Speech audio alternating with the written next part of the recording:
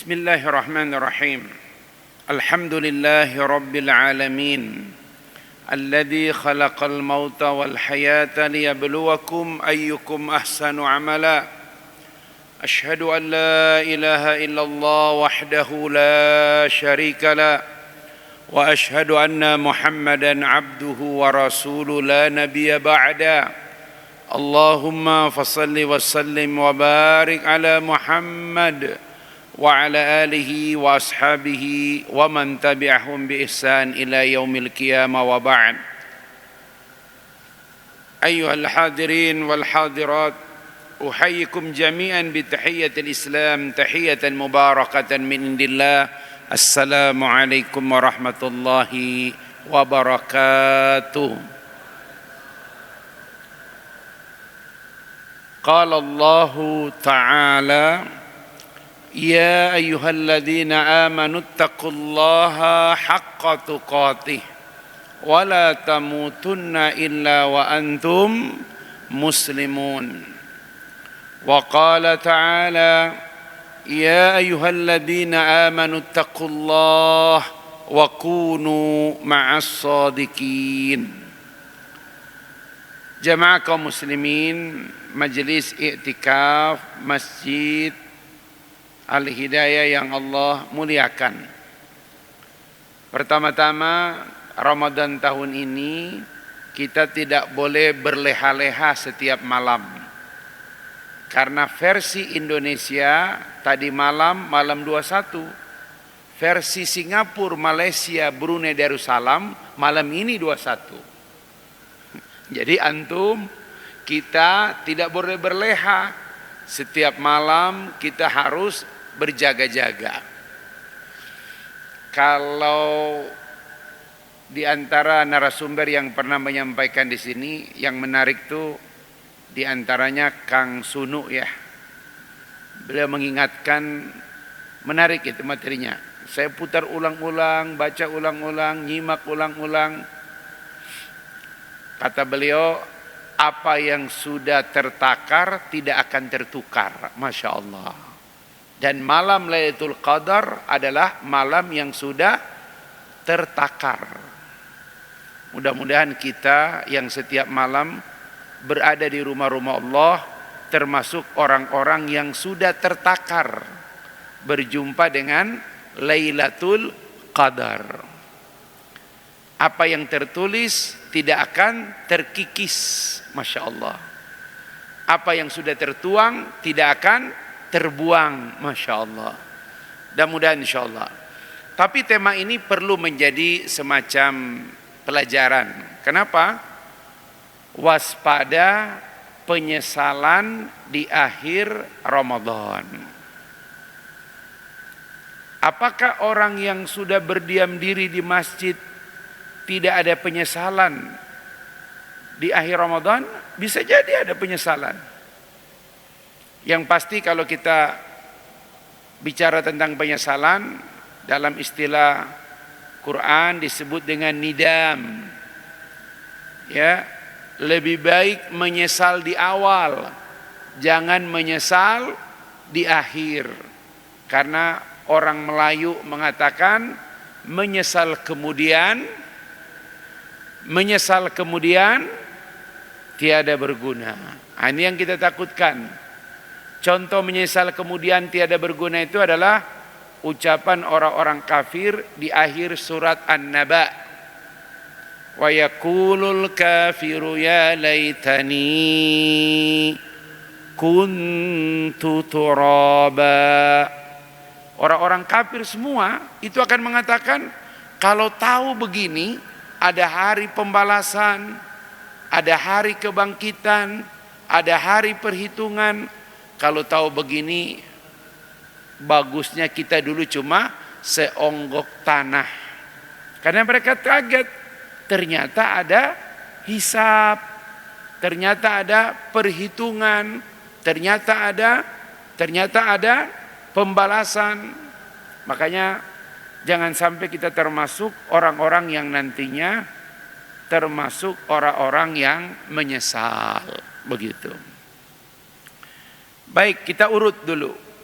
Siapa orang-orang yang menyesal paling utama di akhir Ramadan?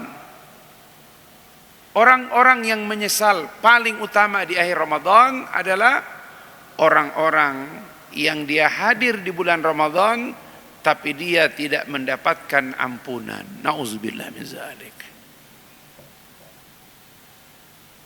Hati-hati, hati-hati.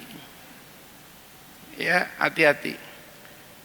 Kata Ibnu Qayyim al-Jauziyah,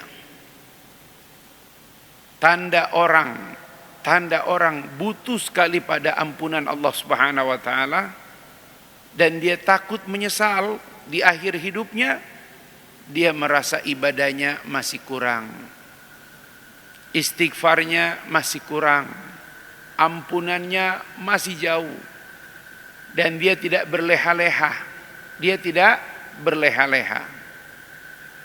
Kalau kita baca salafus saleh, Imam Ahmad bin Hanbal semalam tuh bisa sholat 300 rakaat. Saking dia ingin mendapatkan ampunan dari Allah Subhanahu wa taala. Masih ingat hadis Jibril? Masih ingat hadis Jibril? Apa kata Jibril? Celakalah orang yang dia hadir di bulan Ramadan tapi tidak mendapatkan ampunan. Hati-hati.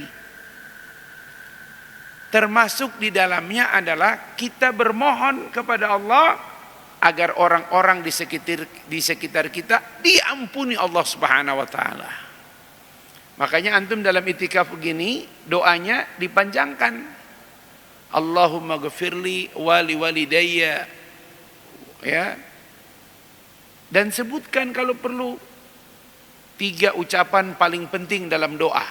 1, wa'fu anna. 2, waghfir lana. 3, warhamna. Tahu makna 3 ucapan ini? Wa'fu anna, ya Allah maafkan kami. Termasuk maafkan orang yang bersalah pada kami. Termasuk maafkan orang yang telah menzolimi diri kami. Ini bentuknya antara kita dengan makhluk. Ya Allah maafkan si fulan. Ya Allah maafkan si fulan. Ya Allah maafkan si fulan. Sekiranya kita harus memaafkan manusia, siapa yang orang pertama kita maafkan? Siapa orang pertama yang kita maafkan? Siapa orang pertama yang kita maafkan? Satu kali lagi, siapa orang pertama yang kita maafkan? Masya Allah. Orang pertama yang harus kita maafkan adalah istri. Kalau ayah, suami, maka orang pertama yang dia maafkan adalah istri. Karena tidak sedikit para istri itu berbuat kesalahan kepada suami. Apa kesalahan para istri yang paling banyak? Qillatu syukri ala zawji. Sedikit sekali bersyukur, berterima kasih kepada suaminya. Di antara ucapan para istri yang disebutkan dalam hadis, jangankan masuk surga, cium bau surga pun mereka tidak akan cium, apalagi masuk surga. Siapa mereka? Istri yang pernah selalu mengatakan, selama menikah denganmu saya tidak pernah bahagia. Itulah orang-orang yang tidak tahu berterima kasih. Ada ibu-ibu nih. Astagfirullahaladzim. Masya Allah. Masya Allah.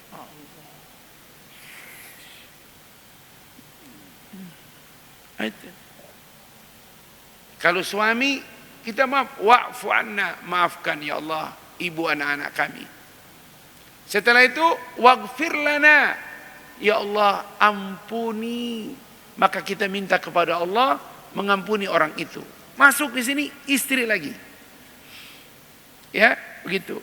Baru yang ketiga, masa depannya, warhamna, kasihani kami, kasihani ya Allah istriku ya Allah. Kalau nanti aku duluan engkau panggil, jangan biarkan dia lemah, jangan biarkan dia putus asa, jangan biarkan dia makin jauh darimu ya Allah. Wa'fu anna, waghfir lana, warhamna. Masya Allah. Menutup doa terbaik. Wa'fu anna, maaf. Waghfir lana, ampunan. Warhamna, kasihani ya Allah. Dan ini luar biasa. Karena ini ucapan pertama nenek moyang kita ketika diusir Allah dari surga. Rabbana zalamna anfusana wa illam taghfir lana wa tarhamna. Ya Allah, sungguh kami telah menzalimi diri-diri kami, jika tidak Engkau ampuni kami, kasihani kami. Kasihani itu masa depan. Maka sungguh kami termasuk orang-orang yang merugi. Jangan sampai kita termasuk orang-orang yang duduk iktikaf, ya, muhasabah diri. Apakah kita nanti di hari kiamat termasuk orang-orang yang terampuni atau tidak? Hati-hati. Jangan sampai kita tidak termasuk orang-orang yang terampuni. Gak ada yang paling dibutuhkan ketika orang meninggal kecuali ampunan. Coba antum lihat, bacaan doa kepada mayit apa kalimat pertama? Allahumma ghafir lahu, Allahumma ghafir laha. Gak ada ucapan yang paling dibutuhkan oleh orang yang sudah meninggal dari kita kecuali ampunan. Ampunan, Masya Allah. Jadi jangan sampai kemudian kita termasuk orang-orang yang menyesal karena tidak mendapatkan ampunan dari Allah Subhanahu wa ta'ala. Masya Allah. Perbanyak akhi. Apa kata Aisyah? Aku tidak mendengar ucapan yang paling sering terucap dari lisan Nabi di Ramadan kecuali Allahumma innaka afuwun tuhibbul afwa fa'fu an. Mari sedikit kita melihat contoh seorang yang bisa dikategorikan, ya, orang-orang yang terampunkan dalam sejarah. Ya. Siapa dia? Dia seorang budak. Ini kalau budak bukan berarti anak kecil ya, Masya Allah. Pada perang Uhud dia melakukan kesalahan besar. Kalau pakai alasan diplomasi, dia hanya disuruh. Padahal dia tidak cuma disuruh, tapi juga dibayar, dijamin merdeka, harta dan perlindungan. Siapa yang melakukan itu? Hindun. Hindun itu istrinya siapa? Abu Sofyan. Hindun ini anaknya siapa? Halo? Hindun ini anaknya Utbah bin Rabi'ah.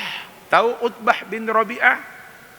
3 dedengkot Quraisy, musuh utama Nabi, yang mati di perang Badar. Siapa ini Utbah bin Rabi'ah? Utbah bin Rabi'ah dialah orang yang pertama menggebuk Abu Bakar Siddiq. Karena enggak ada orang yang lebih berani dalam sejarah mengucapkan kalimat tauhid di depan Ka'bah setelah berislam, hanya Abu Bakar Siddiq. Nabi sudah ingatkan kepada Abu Bakar, berisiko. Abu Bakar tampil di depan Ka'bah mengucapkan kalimat tauhid. Maka kemudian Utbah, salah satu orang paling terhormat selain Abdul Muthalib, ya, Utbah bin Rabi'ah. Kalau antum masih ingat kalimat ini, Utbah bin Rabi'ah dialah pemilik kebun di Taif yang pegawainya beragama Nasrani, pengikut Nabi Yunus, yang mengambilkan anggur memberikan kepada Nabi ketika Nabi berdarah-darah setelah disambit, bukan disambut ya, disambit oleh orang-orang Taif. Utbah bin Rabi'ah, ya, punya putri bernama Hindun. Pada perang Badar, Utbah bin Rabi'ah tercabik-cabik jasadnya. Masya Allah, tercabik-cabik jasadnya, gitu. Maka kemudian marahlah Hindun. Kemudian Hindun mencari orang yang punya keahlian khusus. Dapatlah seorang budak bernama Wahsi.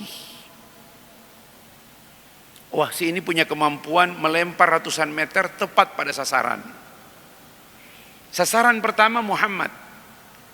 Tapi di perang Uhud terlalu banyak sahabat dan sahabiah, termasuk bibi Nabi Sofia bin Abdul Muthalib, yang melindungi Nabi. Maka pilihan berikutnya adalah selain Nabi, carilah kerabatnya. Maka kemudian Wahsi mengarahkan tombaknya kepada Hamzah. Tombak itu tembus dari belakang ke depan. Hamzah tidak langsung meninggal, dia terkapar pelan-pelan.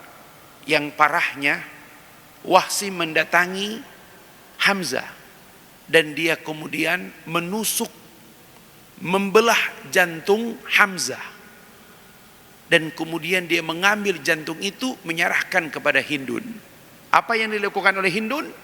Dipeganglah jantung Hamzah dan digigit. Hati-hati dengan perempuan, kalau dia marah antum, habis antum. Wanita itu lembut, tapi kalau dia lagi marah, menakutkan sekali. Fir'aun itu biasa, yang lebih parah Fir'aunita. Masya Allah, menakutkan sekali. Ini jangan-jangan antum itikaf karena korban Fir'aunita. Masya Allah. Ya, hati-hati. Ya, apa yang terjadi? Masya Allah, dibebaskanlah dia dari budak, diberikanlah dia harta. Tapi sejak saat itu Wahsy tidurnya tidak pernah nyenyak, makannya tidak pernah enak, karena seluruh orang Quraisy mencemooh Wahsy. Orang Quraisy itu nggak boleh berperang membunuh dari belakang. Perang itu kesatria, harus face to face, gugur mulia, yang membunuh pun mulia. Begitu orang Quraisy berperang, tidak menusuk dari belakang, menikam dari belakang, itu tidak satria. Maka kemudian Wahsy dikecam oleh orang-orang Quraisy. Ya, demi harta, demi pembebasan, dia lakukan segala cara. Nah, orang-orang memberikan nasihat kepada Wahsy. Apa nasihatnya? Kau tidak akan pernah aman hidupmu, nyaman hidupmu, kecuali satu saja. Apa? Temuin Muhammad ke Madinah. Nyatakan kamu masuk Islam, maka seluruh kesalahanmu Muhammad pasti memaafkanmu. Tapi dia berpikir, kalau langsung ketemu Nabi, kalau ketemu Umar, habis dia, Masya Allah. Maka kemudian Wahsy tidak mengambil jalan itu. Dia meminta orang yang memberi saran itu, tolong tuliskan surat saja. Karena kalau ke Madinah, nggak ketemu Muhammad, ketemu sahabat, habis dia. Dia minta orangnya, dia nggak bisa menulis, membaca. Dia bilang, kau tuliskan surat aja, sebagaimana usulanmu tadi. Apa itu? Saya Wahsy, bagaimana pendapatmu ya Muhammad jika aku masuk Islam? Masya Allah. Apakah Nabi menjawab surat dari Wahsy? Menjawab pakai ayat Quran. Apa ayat Quran yang dibaca? Tolong, ada yang bisa baca? Nama suratnya Az-Zumar, surat ke-39. Pakai mic, ada micnya. Itu mic. Surat Az-Zumar ayat 53. Mangga. Ada mic-nya?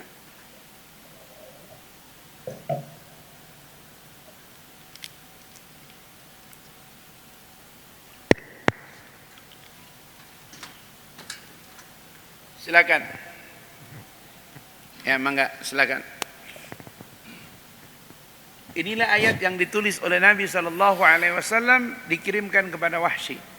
A'udzu billahi minasyaitonir rajim. Qul ya ibadiyalladzina asrafu ala anfusihim la taqnatu min rahmatillah. Innallaha yaghfirudz dzunuba jami'a. Innahu huwal ghafurur rahim. Artinya, katakanlah, wahai hamba-hambaku yang melampaui batas terhadap diri mereka sendiri, janganlah kamu berputus asa dari rahmat Allah. Sesungguhnya Allah mengampuni dosa-dosa semuanya. Sungguh dialah yang maha pengampun, maha penyayang. Qul ya ibadi, katakanlah ya Muhammad. Memang ayat ini sengaja untuk Nabi menjawab pertanyaan itu. Ya ibadi, antum boleh cari ada Tuhan di muka bumi ini yang memanggil orang berdosa masih dengan status ya ibadi. Masya Allah. Ini dalil kita tidak boleh memvonis orang berdosa. Kenapa? Orang berdosa statusnya tetap ya ibadi. alladzina asrafu ala anfusihim, orang-orang yang telah melampaui batas terhadap diri mereka sendiri. Apa kata Allah? La taqnatu mir rahmatillah, jangan kalian berputus asa dari rahmat Allah. Hati-hati, tak ada rahmat Allah yang lebih utama dalam hidup kita kecuali ampunan Allah. Apalah arti semua ini, akhi, kalau kita tidak dapat ampunan? Itu akan menjadi penyesalan yang paling menyakitkan. Ya, maka antum lihat konstruksi ibadah itu selalu ampunan. Puasa, man shoma ramadhana imanan wahtisaban ghufira lahu. Tarawih, man qama lailata ramadhana imanan wahtisaban ghufira lahu. 10 hari terakhir sama redaksinya. Siapa yang hidupkan malam-malam 10 hari terakhir imanan wahtisaban ghufira lahu ma taqaddama min dhanbi. Bahkan selesai sholat, semua sahabat kaget. Pertama kali mendengarkan ucapan Nabi selesai sholat, mereka kaget. Karena selesai sholat yang penuh dengan damai indah, ucapan pertama Nabi adalah Astaghfirullah, astaghfirullah, astaghfirullah. Karena itu yang paling ditakutkan oleh Nabi, tidak terampuni. Nah, ada orang pendosa seperti Wahsy, Allah suruh Nabi, qul ya Muhammad, ya ibadiyalladzina asrafu ala anfusihim, hei orang-orang yang melampaui batas, la taqnatu mir rahmatillah, jangan berputus asa dari rahmat Allah. Kenapa? Innallaha yaghfiru dzunuba jami'a. Kalau kita datang memenuhi Allah, ayat ini yang kita pakai. Ya Allah, Engkau pasti mengampuni dosa semuanya, for all. Apakah ini bertentangan dengan surat An-Nisa, innallaha la yaghfiru ayyushraka bihi? Tidak. Selama napas belum sampai di gharqa, selama kita belum sampai akhir hayat, Allah mengampuni dosa semuanya. Masya Allah. Innahu huwal ghafurur rahim. Sekiranya langit boleh dicapai, Wahsy loncat sampai ke langit. Tapi menarik, Wahsy minta lagi kepada orang yang memberi saran tadi. Apa itu? Kata Wahsy, boleh nggak kau tulis surat sekali lagi? Wahsy nggak bisa nulis, tapi idenya bagus. Coba kau tanya pada Muhammad, bagaimana Allah mengampuni dosa saya? Masya Allah. Allah sudah bilang, innallaha yaghfiru dzunuba jami'a. Allah mengampuni dosa semuanya. Wahsy pingin rincian. Bagaimana Allah mengampuni dosa saya? Ini perlu kita juga bercermin. Al-mu'min mir'atul mu'min. Orang beriman cermin bagi orang beriman yang lain. Kisah Wahsy ini jadi cermin bagi kita. Maka kemudian ditulis surat itu sampai kepada Nabi. Nabi kemudian membacakan, nulis ayat berikut ini. Quran surat Al-Furqan, surat ke-25. Nah, ini kalau mau di-share ke seluruh orang manusia boleh pakai ayat ini. Karena ayat ini universal. Gak ada Tuhan yang melebihi dari Allah. Menyambut orang yang menyesal, menyambut orang yang ingin bertobat, kecuali respon yang paling luar biasa. Al-Furqan 70-71. Surat ke-25 70-71. Mangga. A'udzu billahi minasyaitonir rajim.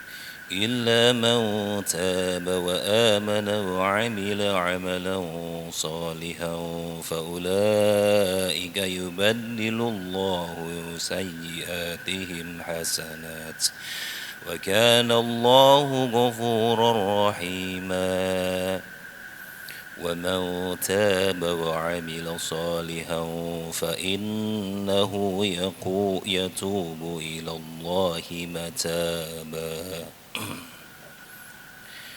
Kecuali orang-orang yang bertobat dan beriman dan mengerjakan kebajikan, maka kejahatan mereka diganti Allah dengan kebaikan.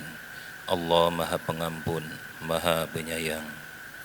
Dan barang siapa bertobat dan mengerjakan kebajikan, maka sesungguhnya dia bertobat kepada Allah dengan tobat yang sebenar-benarnya. Satu, taubat. Apa itu taubat? Menyesal. Apa itu taubat? Kembali kepada Allah. Taba yatubu taubatan, ar-ruju', kembali kepada Allah. Cepat. Antum habis berwudu itu suci. Tapi apa doanya? Allahumma ja'alni minat tawabin wa ja'alni minal mutatahhirin. Masya Allah. Ya, Bapak-bapak, perhatikan baik-baik. Masya Allah, tobat, usahakan. Ya, malu kita rasanya kalau nggak suka taubat. Masya Allah. Ya. Di komplek ini ada seseorang yang kalau kita ketemu dengannya pasti terdengar desahan istighfarnya. Mau pagi, siang, sore, malam kita akan mendengar desahan istighfarnya. Masya Allah. Istighfar. Wa amana. Ini syarat administratif. Gak cukup tobatmu kalau kau tak beriman. Wahsi belum beriman, maka dia harus beriman dulu, mengucapkan syahadat. Dan tidak cukup dengan iman itu sendiri, dia harus buktikan progresnya. Wa amila amalan salihah. Dia buktikan dengan amal-amal soleh. Tobat, iman, amal soleh. Baru kemudian Allah berikan apresiasi yang gak pernah ada sebelumnya. Apa itu? Ulaika yubaddilullahu sayyiatihim hasanat. Bilahkah kita mendapatkan keberkahan seperti ini? Semua keburukan kita bukan diampuni, bukan dihapus, tapi semua keburukan kita yubaddil, Allah tukar menjadi kebaikan. Allahu Akbar. Bapak-bapak, ayat ini keciprat kepada Umar bin Khattab.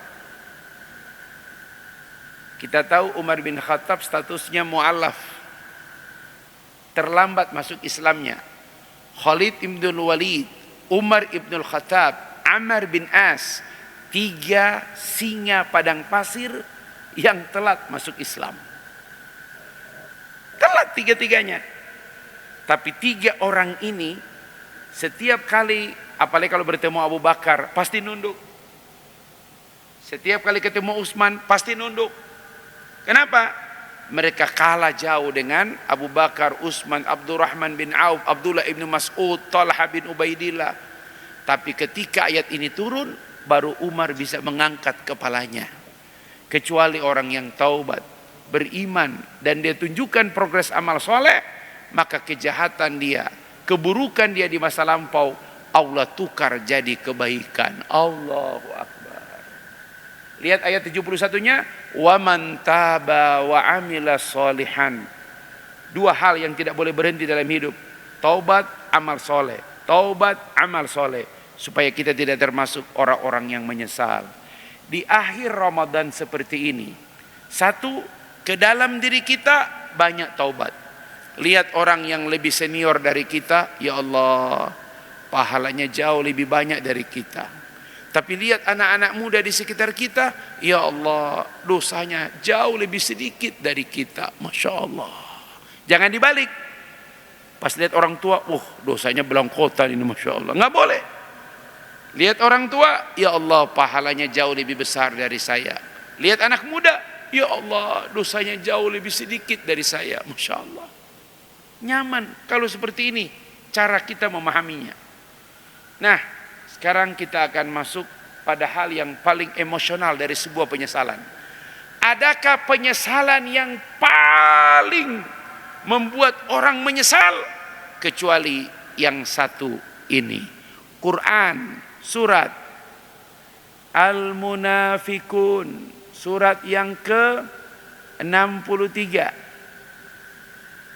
Surat 63 ayat 10 dan 11. 2 ayat terakhir. Inilah penyesalan yang paling orang menyesal. Inilah penyesalan yang paling membuat orang menyesal. Mangga, bismillah. Al-Munafikun 63 10 sampai 11, 2 ayat terakhir. A'udzu billahi minasy syaithanir rajim. وأنفقوا مما رزقناكم من قبل أن يأتي أحدكم الموت فيقول ربي لولا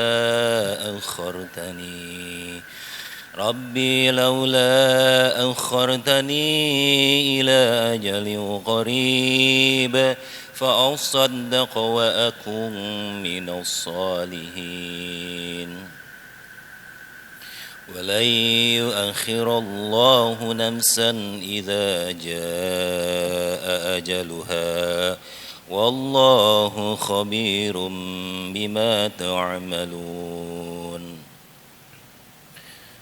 Dan infakkanlah sebagian dari apa yang telah kami berikan kepadamu sebelum kematian datang kepada salah seorang di antara kamu. Lalu dia berkata menyesali, "Ya Tuhanku, sekiranya Engkau berkenan menunda kematianku sedikit waktu lagi, maka aku dapat bersedekah dan aku akan termasuk orang-orang yang soleh." Dan Allah tidak akan menunda kematian seseorang apabila waktu kematiannya telah datang, dan Allah Maha mengetahui terhadap apa yang kamu kerjakan. Ini kita yang lagi itikaf, hati-hati. Walaupun antum dekat dengan Quran, zikir, istighfar, hati-hati ada satu hal. Beresin harta. Karena ada satu kewajiban yang tidak boleh tertunda. 1 triliun tidak bisa mengganti 2,5 kilogram kalau sudah khotib turun dari mimbar. Imam Malik, Imam Abu Hanifah, Imam Ahmad bin Hanbal menekankan pentingnya membayar zakat fitrah menjelang Idul Fitri. Imam Syafi'i membolehkan dari awal Ramadan. Karena Imam Syafi'i berpendapat kalau orang-orang kaya membayar lebih dulu zakat fitrah, maka orang-orang miskin itu bisa membayar zakat fitrahnya juga kepada orang lain. Masya Allah. Harta itu segede apapun kalau waktunya tidak pas, nggak punya nilai. Seteguk air orang anggap renteng. Tapi ketika Anda berada di padang pasir yang sepanjang mata memandang luas, maka seteguk air itu lebih mahal daripada emas bertonton. Sama dengan zakat fitrah. Telat ente bayar, Masya Allah, tidak ada gunanya harta 1 triliun. Sama dengan perintah Allah. Antum lagi itikaf, pastikan sebelum beres semua kewajiban-kewajiban yang terkait dengan harta diberesin. Jangan sampai dia menjadi penyesalan. Sekiranya kuburan-kuburan di blender, dreaded, kayu manis, dibuka 10 menit, mereka enggak akan tadarus, mereka enggak akan taraweh. Mereka cuma minta kepada keluarga, ada enggak aset ayah yang masih ada? Ada, sedekahkan. Hati-hati. Tak ada penyesalan. Dia akan berkata, laula akhartani, sekiranya ajalku ditunda sedikit saja, fa asaddaqa, saya pasti bersedekah. Covid-19, ada yang paling viral. Salah satu negara yang angka korban Covid cukup tinggi, Italia. Dan di antara orang-orang yang mati di Italia itu ada seorang nomor 2 terkaya se-Eropa. Dia punya 16 rumah sakit termewah di Eropa. Tapi pada saat Delta menyerang Eropa, apa kata anaknya? Dia punya rumah sakit termewah, dia tidak dapat ruangan satupun, apalagi mendapatkan ventilator. Dan dia meninggal dalam keadaan tidak mendapatkan ruangan, perawatan, dan tidak mendapatkan ventilator. Padahal dia orang terkaya nomor 2 se-Eropa. Masya Allah. Hati-hati. Jadi kalau penyesalan pertama tidak mendapatkan ampunan, penyesalan kedua hati-hati dengan harta. Di akhir-akhir Ramadan, Bijaklah menjawab WA yang datang dari adik kandung, kakak kandung, paman, bibi, teman lama. Kadang-kadang mereka polos. Bang, mau lebaran bang, ayam meren. Itu bahasa halus ya. Tahu arti ayam meren? Kan begini persoalannya. Wa fi amwalihim hakkum ma'lum. Pada harta kita ini ada hak orang-orang tertentu. Enggak selamanya harta kita itu milik kita. Ada hak orang-orang tertentu. Lisail, baik yang meminta secara verbal langsung, enggak salah, enggak. Karena memang itu hak mereka. Wal mahrum, dan ada orang yang menjaga kehormatan. Kadang-kadang ngode, Kang, mau lebaran Kang, ayam meren, Masya Allah. Yang paling parah, mohon maaf, kalau saudara kandung sudah sampai datang ke rumah, Allahu Akbar, minimal kau ganti ongkosnya. Kau ganti ongkosnya. Itu bisa datang ke rumah antum itu juga udah Masya Allah, ada minjam kiri kanan itu. Apalagi kalau datang ke rumah tuh karena ibu yang nyuruh. Sana ke abangmu tuh, katanya dia nggak jadi pulang. Mudah-mudahan kalau dana dia ada, kamu pakai aja dulu. Si adanya polos, datang. Assalamualaikum bang. Waalaikumsalam. Bang, kata ibu, kamu nggak jadi pulang. Iya. Gimana kalau dana yang tadinya abang mau pakai pulang tuh, aku aja yang make. Kenapa? Ibu pingin aku pulang. Kita mungkin capek, kita mungkin nggak mood. Keluar kata-kata kita. Apa? Kamu kayaknya kalau datang ke rumah abang, duit aja, duit aja. Kamu pikir abang ATM? Allahu Akbar. Si adek itu hanya menyampaikan hajat ibu. Apa kata dia? Baiklah bang, kalau memang abang ngomong gitu, saya minta maaf kalau saya salah. Tapi saya datang ke sini karena saya tahu ini rumah abang saya. Tapi kalau abang ngomong gitu, baiklah bang, saya pamit. Dan mungkin ini terakhir saya nginjak rumah abang. 5 menit dia pergi dari rumah kita, Allah turunkan rasa penyesalan. Kita telepon, Veronica yang angkat, Masya Allah. Kita WA, centang 1, dia udah blok, Masya Allah. Wassalam. Seluruh ibadah antum 1 bulan full selesai di mata Allah. Selesai di mata Allah. Hati-hati, hati-hati menjawab. Al-Baqarah 263, 264 memberikan solusi. Apa itu? Kalau kita nggak mood, bukan nggak punya duit. Kalau kita nggak lagi ini, hati-hati menjawab. Karena harta dengan lisan akrab. Hati-hati.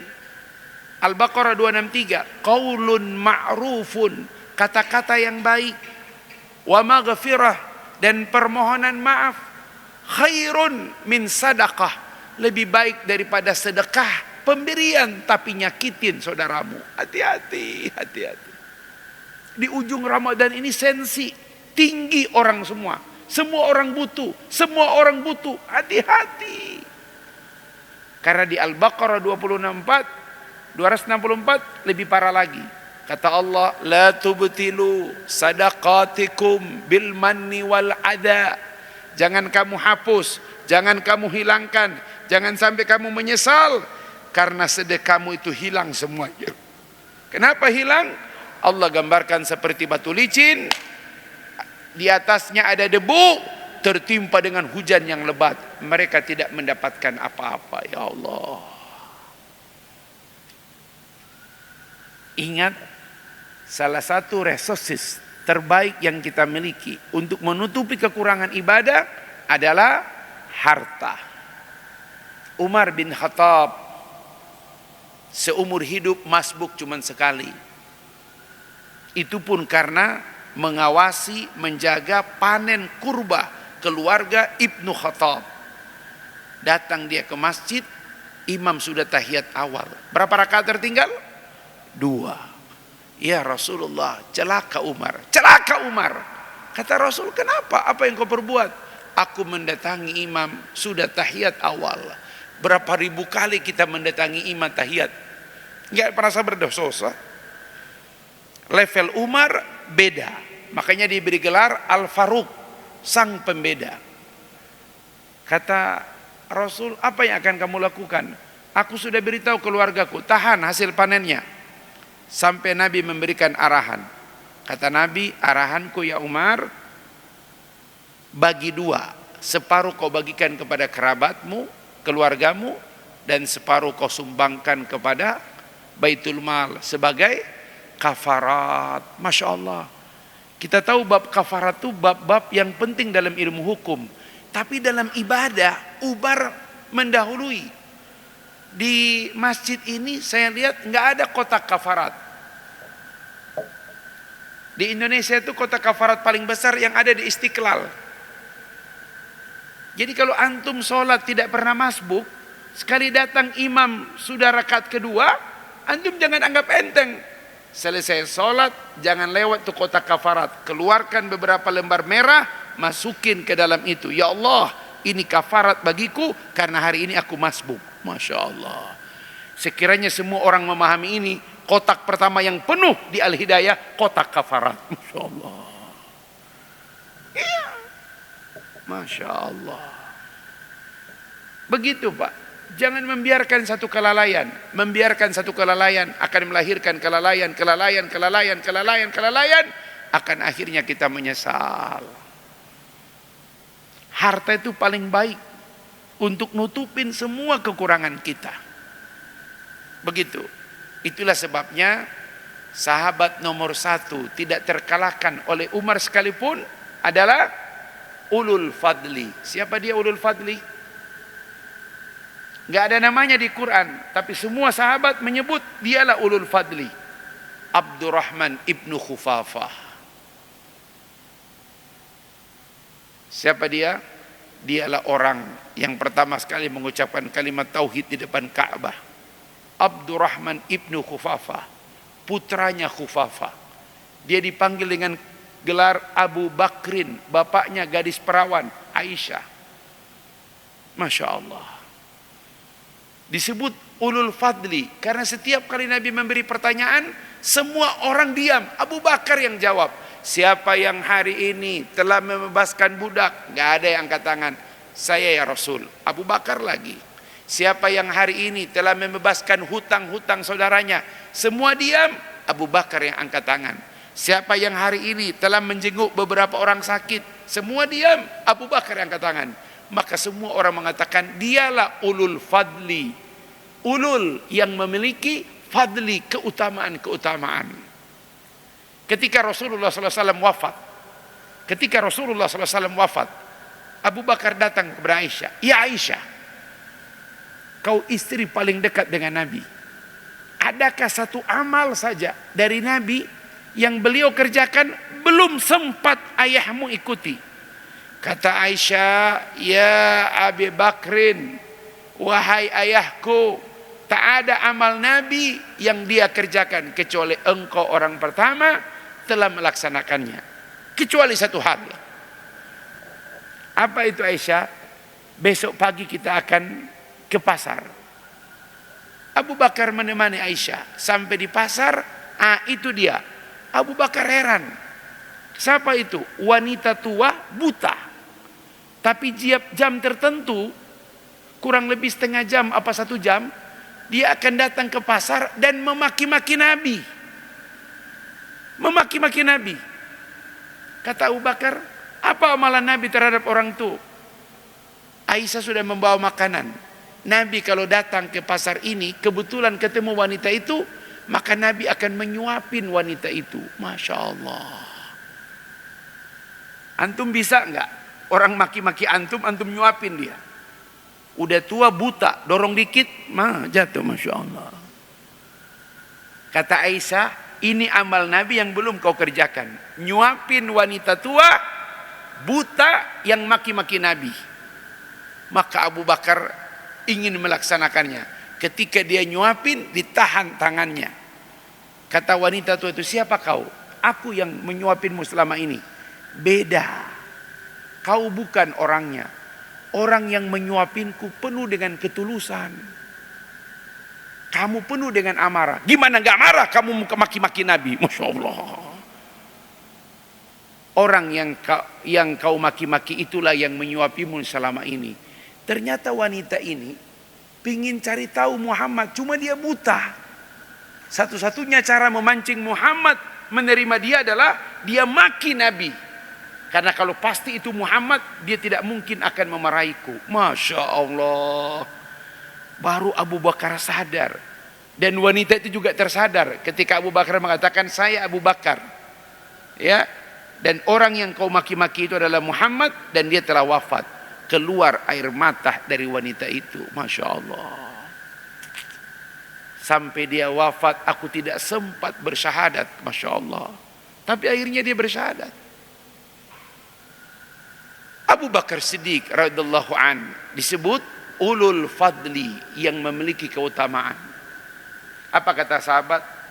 Nama kitabnya Ar-Rijal Haula Rasul. Laki-laki di sekitar Rasul. Abu Bakar lah. 10 sahabat yang dijamin masuk surga. Number 1 Abu Bakar.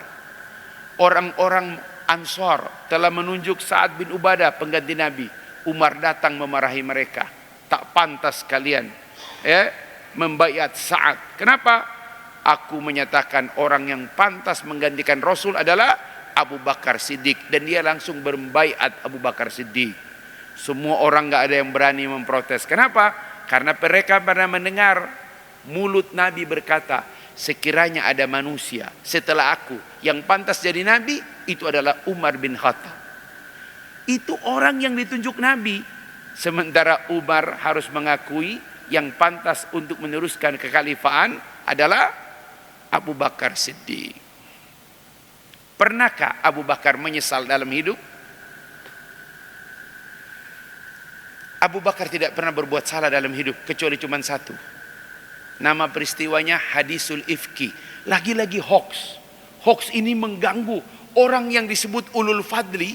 Itu pun akhirnya salah juga gara-gara hoax. Ya, An-Nur dari ayat 16 sampai ayat 27. Pendek ceritanya, Aisyah difitnah. Ada orang ketiga. Abu Bakar marah besar kepada salah seorang saudaranya yang ikut menyebarkan fitnah ini. Puncaknya adalah Abu Bakar memanggil saudaranya itu sambil bersumpah, demi Allah, jika Aisyah cuma ponakanmu biasa, aku tidak akan mengurusi urusan ini. Tapi kamu telah menyakiti Aisyah, padahal Aisyah adalah istri Rasul. Apakah engkau tidak takut kepada Allah? Demi Allah, mulai hari ini aku tidak akan lagi membantumu. Allahu Akbar. Kalau standar akal sehat, maka apa sikap Abu Bakar ini, benar apa salah? Benar. Biar rasa itu saudara-saudara begitu. Udah dibantu juga, udah disuapin juga, ya, nyebarin fitnah. Tapi ternyata di mata Allah sikap Abu Bakar itu keliru. Masya Allah.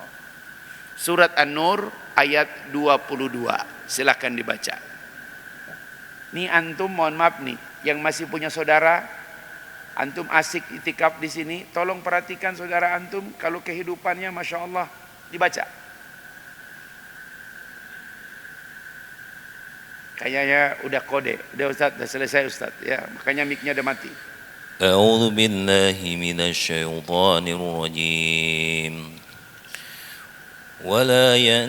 ولا يأتل أولو الفضل منكم والسعة أن يؤتوا أولي القربى والمساكين والمهاجرين في سبيل الله وليعفوا وليصفحوا ألا تحبون أن يغفر الله لكم والله غفور رحيم.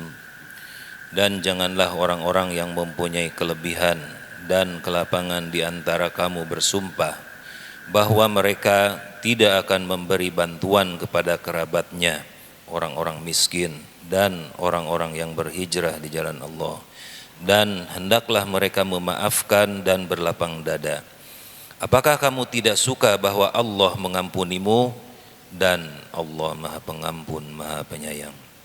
Hati-hati, hati-hati. Kata para sahabat ketika ayat ini turun, memang nggak ada nama Abu Bakar di ayat ini, tapi semua sepakat ulul fadli yang dimaksudkan di ayat ini hanya Abu Bakar. Karena dia punya keutamaan semuanya. Wala ya'tali ulul fadli minkum wasa'ah. Tidak pantas orang yang memiliki keutamaan, amalnya banyak, semuanya banyak, dia bersumpah tidak lagi membantu kerabatnya. Masya Allah. Bahkan di ayat itu Allah menyuruh dua hal pada Abu Bakar. Tetaplah memaafkan, tetaplah menyantuni. Masya Allah. 1 pekan kata sahabat, Abu Bakar tidak pernah berhenti air matanya. Apa peristiwa ini? Apapun keadaan saudaramu, dia salah, dia berdosa, urusannya dengan Allah. Tapi kebaikanmu terhadapnya, jangan sampai kau putus. Mohon maaf, antum yang sudah 21 hari berpuasa, jangan sampai ada saudara antum, teteh antum, mbak antum, dia hidup dalam kesulitan seperti tidak punya saudara laki-laki. Ya Allah, aku hidup susah, tapi aku seperti tidak punya saudara laki-laki. Padahal saudara laki-lakinya cuma dekat di Bukit Cimanggu. Hati-hati antum, kalau dari awal Ramadan sampai hari ini belum pernah menyapa saudaramu, belum pernah meringankan bebannya. Ustadz, teteh kan sudah menikah, dia punya suami. Jangan kau tutup matamu, suaminya dalam keadaan sulit, suaminya dalam keadaan lemah. Masya Allah. Apakah kau tidak mendengarkan hadis Rasul? Tidak beriman salah seorang di antara kamu, kau tidur khusyuk, kau tidur nikmat, kau tidur di masjid sementara saudaramu. Masya Allah. Tengoklah, checklist lah, minimal saudara kandungmu 21 hari kau puasa, kau seperti tidak punya saudara. Kasihan dia, kasihan.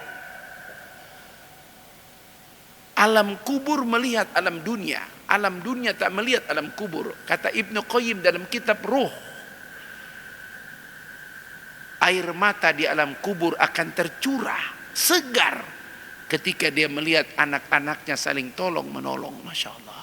Kau punya kakak 21 hari puasa, kau asik dengan ibadah, kau tak mau tahu urusannya bagaimana hidupnya, bagaimana sulitnya. Kau makan sahur nikmat, kau tidur nikmat, sementara saudaramu dalam keadaan belangsat. 1 dirham yang kau berikan kepada kerabatmu lebih baik daripada jihad fisabilillah. Wala jihadin ya Rasul. Walaupun jihad, kau tak ikut jihad, 1000 orang antri ikut jihad, tapi kau tak tolong kerabatmu, gak ada orang yang akan memperhatikan saudaramu. Di tengah-tengah kita itikaf, tolong checklist. Ustadz, apakah saya harus membatalkan itikaf keluar rumah? Gak perlu. Kau teleponlah dia. Teh, gimana kabar anak-anak, sehat semua? Teh, nomor rekening dulu masih ada? Ada, A. Buat apa? Adalah sedikit buat anak-anak nanti lebaran. Nangis dia, nangis. Ya Allah. Dia jawab, A, makasih A. Bapak anak-anak lagi susah kebetulan. Masya Allah. Apalagi kalau antum datang, Masya Allah, pagi-pagi, dia lagi nyapu-nyapu depan rumah. Teh, saya nggak mampir ke rumah ya, nanti anak-anak terganggu. Ini ada sedikit buat anak-anak lebaran. Digepok, dikasih, jatuh air matanya. Orang tuamu di alam barzah akan bangga padamu. Ya Allah, anak laki-lakiku tidak pernah lupa saudara perempuannya. Masya Allah.